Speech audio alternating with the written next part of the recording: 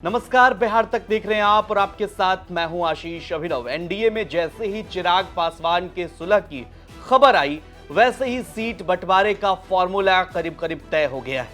सूत्रों की माने तो एनडीए में जो संभावित फॉर्मूला है उस पर अगर गौर करें तो भारतीय जनता पार्टी 16 सीटों पर लोकसभा चुनाव लड़ने जा रही है। वहीं नीतीश कुमार की पार्टी जनता दल यूनाइटेड भी 16 सीटों पर चुनाव लड़ेगी।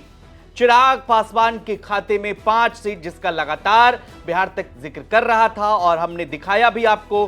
संभावित फॉर्मूले पर सहमति बनती लगभग दिख रही है और चिराग पासवान भी 5 सीटों पर उनकी पार्टी चुनाव लड़ने जा रही है। मुकेश सहनी की बात करें तो अगर मुकेश सहनी की एनडीए में एंट्री होती है, जिसकी संभावना लगातार जताई जा रही है कि मुकेश सहनी भारतीय जनता पार्टी के संपर्क में है, तो उन्हें 1 सीट मात्र भारतीय जनता पार्टी ऑफर कर सकती है।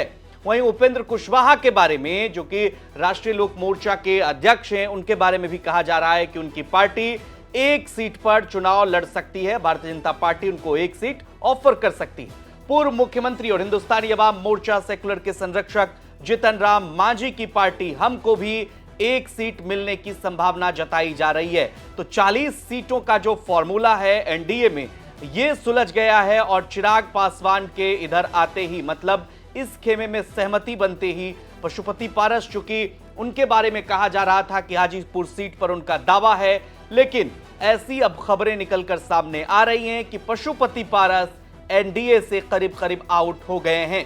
कैबिनेट विस्तार पर भी सबकी नजर है कि क्या प्रिंस पासवान को नीतीश कैबिनेट में जगह मिलेगी। पशुपति पारस के बारे में कहा जा रहा है कि उनको राज्यपाल भी बनाया जा सकता है। लेकिन सीट शेयरिंग का संभावित फॉर्मूला फिलहाल एनडीए में सुलझता हुआ दिख रहा है और इस फॉर्मूले पर भारतीय जनता पार्टी अब आगे बढ़ रही है। अब औपचारिक ऐलान बाकी है। देखना दिलचस्प होगा कि एनडीए की तरफ से बिहार में सीट शेयरिंग के इस फॉर्मूले का औपचारिक ऐलान कब होता है। पटना से रोहित सिंह की रिपोर्ट आप देख रहे थे। तमाम खबरों के लिए आप देखते रहिए बिहार तक। नमस्कार।